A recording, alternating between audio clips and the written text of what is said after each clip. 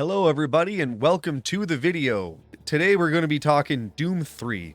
Right off the bat, I want to say I love this game and have played it 3 times, including both expansions, so I do feel like I've properly prepared. Plus, I've been a Doom fan for over 30 years, and as such, I think I'm qualified to talk about it.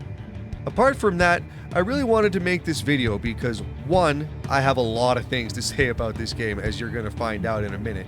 2, it's just not every day that one of your favorite games turns 20, so it just seems like the time was right to make this. So that said, happy birthday Doom 3, let's get into it.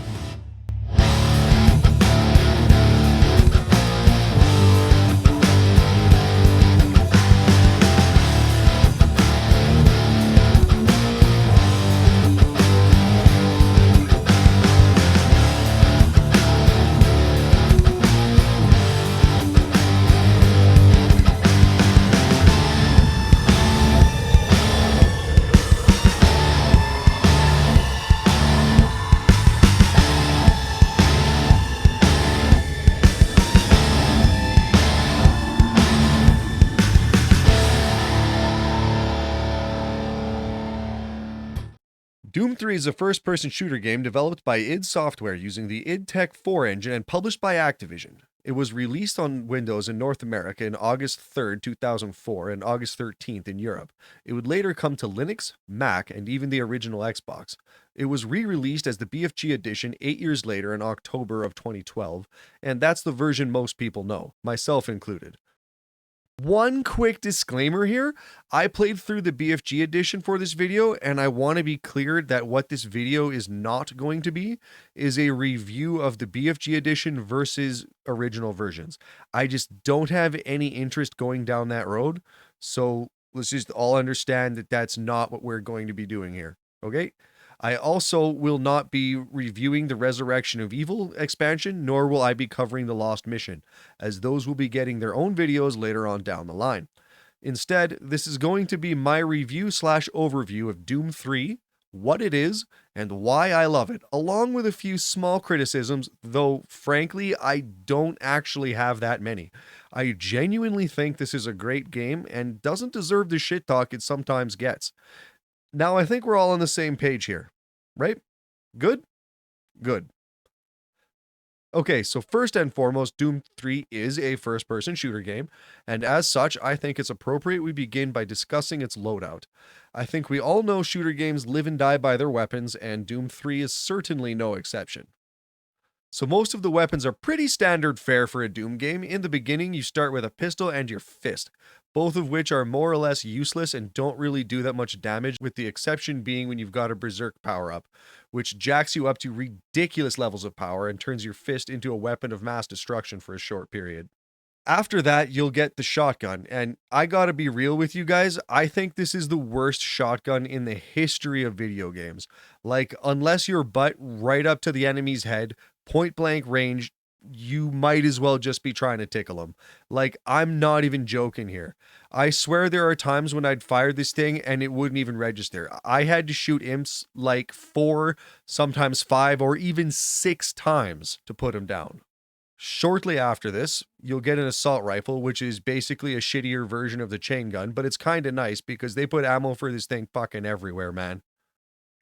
Next, you will get the chain gun, and it's every bit as awesome as it was before. It's a bit slower, and as with the other weapons, you will have to reload this thing fairly often, as it does rip through ammo pretty quickly, but that's not really a problem, as there's no shortage of ammo, nor is there a shortage of alternate weapons to switch to should you run out. Next up, you've got the rocket launcher, which does exactly what it sounds like. It launches rockets. You with me? Okay. You also get hand grenades, which you can throw and are more or less useless because your character throws like a little girl. But if you're of the grenade throwing persuasion, you can use them. They do exist. So there's that. You also get the plasma rifle, which is a classic Doom staple that we all know and love from previous games. And lastly, but certainly not leastly, is the BFG 9000, which is just the best and most fun way to clear a room. In this game, you can charge up the BFG for a more powerful shot, but the game does caution you against overcharging, as you will explode.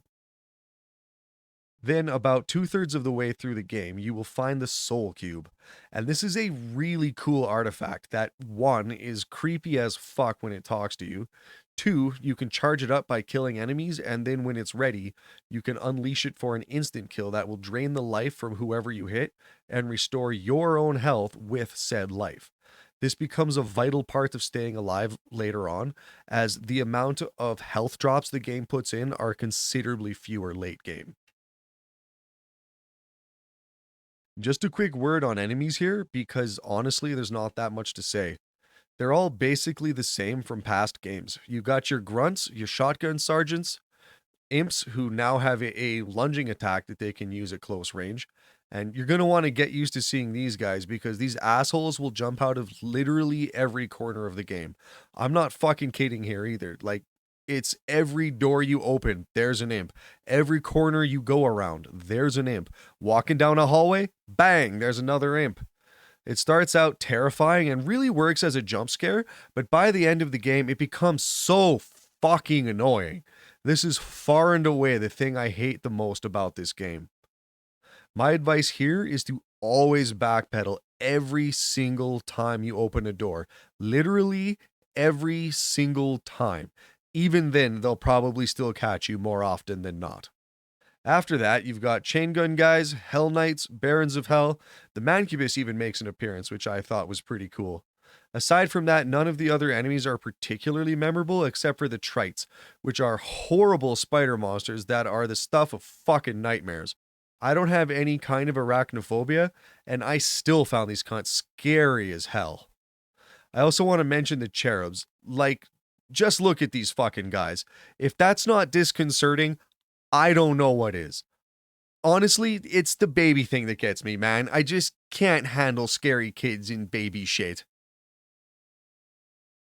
Okay, so now we know what Doom 3 is packing in terms of weapons and enemies. Now let's talk about the story. You begin the game in the year 2145 as a nameless Marine sent to the Union Aerospace Corporation, UAC, base on Mars, and almost immediately you can tell things aren't quite right. I actually think the game does a really good job here of showing the player how tense and on edge everybody is. I'm getting off this rock, and you should too. Pretty soon, you're sent to go find a scientist who's gone missing. So you make your way to go get him, and when you find him, all hell breaks loose. Literally. See, the UAC has been conducting experiments on Mars wherein one of their nuttier scientists by the name of Dr. Malcolm Betruger has been trying to establish a portal to other worlds and summon hell itself, which then pours through into our reality at this very moment. When this happens, the demons and monsters kill and corrupt the entire base. You will have to regroup with Sergeant Kelly and the surviving handful of Marines left on base to stop the influx of nasties, kill the monsters, and take down Dr. Betruger. And that's pretty much it. I like the story, but it's not really that deep, which is totally fine because you don't play Doom games for story. No one's ever played a Doom game for the highly cerebral plot lines involved. Like, there's another character named Elliot Swan, and he's one of the high-powered bigwigs over at the UAC, but the story with him never really goes anywhere, and he dies like halfway through the game, so I couldn't really think of a reason to care.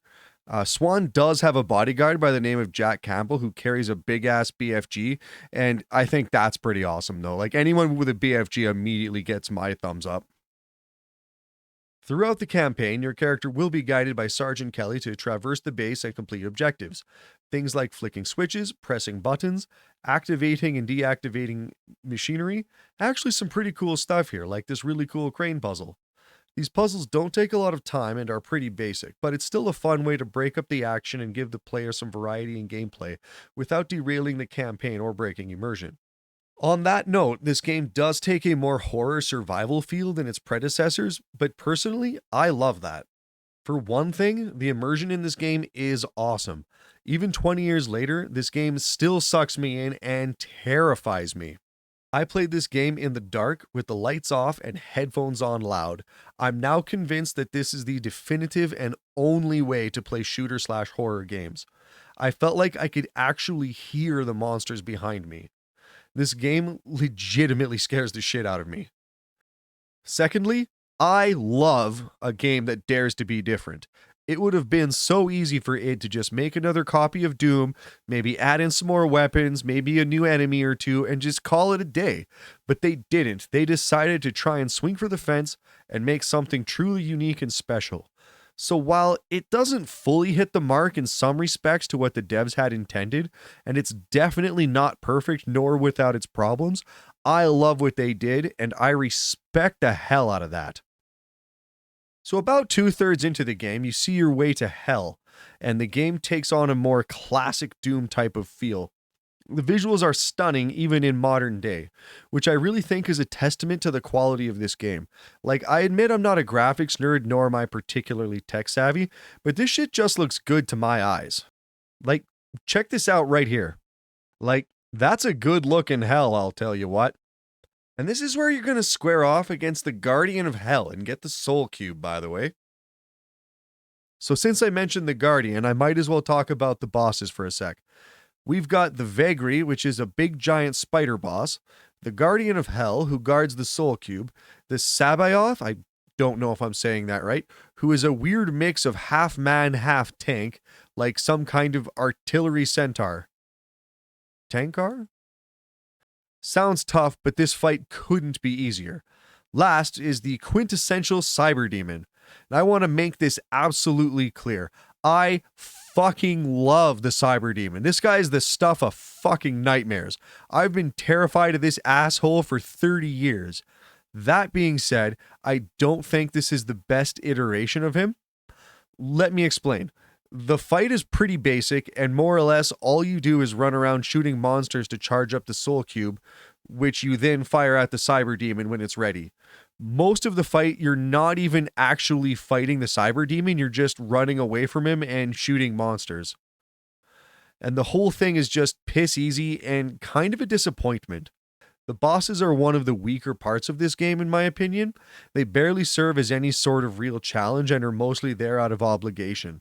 Like someone went, it's a shooter game, we gotta have some bosses. And another guy was like, yeah, all right, fuck it, these will do.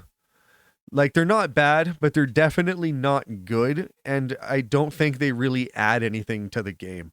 Like, here, just watch how easy I wreck this clown.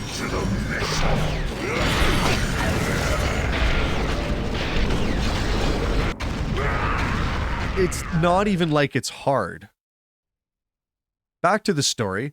Once you've picked up the Soul Cube, you'll return to the Mars base, where you'll find Elliot Swan dying, and he'll tell you that Kelly has turned on him and was possibly a bad guy this whole time.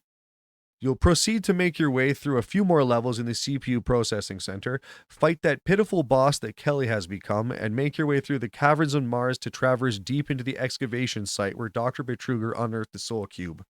It's here you're going to find the Hellmouth and go head to head with the Cyber Demon in the fight I described earlier. But bosses aside, I do think this is a really good game, and even 20 years later, it looks amazing, and arguably better than a lot of games coming out today.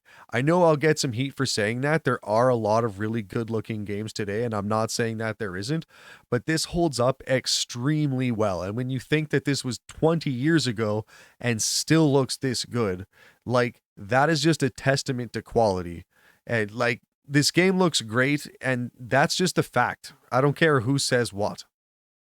I also think they nailed it on the soundtrack. While different from earlier games that opted for a fast-paced heavy metal style, which I love me some metal, Doom 3 goes for more of an ambient horror vibe, and they absolutely nail it.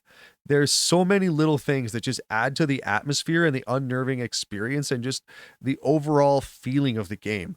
I readily admit I'm a bit of a pussy when it comes to horror, but I was seriously terrified and unnerved playing this thing. And that's pretty much it, man. I love this game, and I loved making this video. Please throw me a like and a sub, and please share the video. It helps me immensely, it helps me grow, and it won't cost you a dime. Thank you guys sincerely for watching this. Stay tuned for more great content, including but not limited to a full gameplay video being released August 13th. See you in the next one.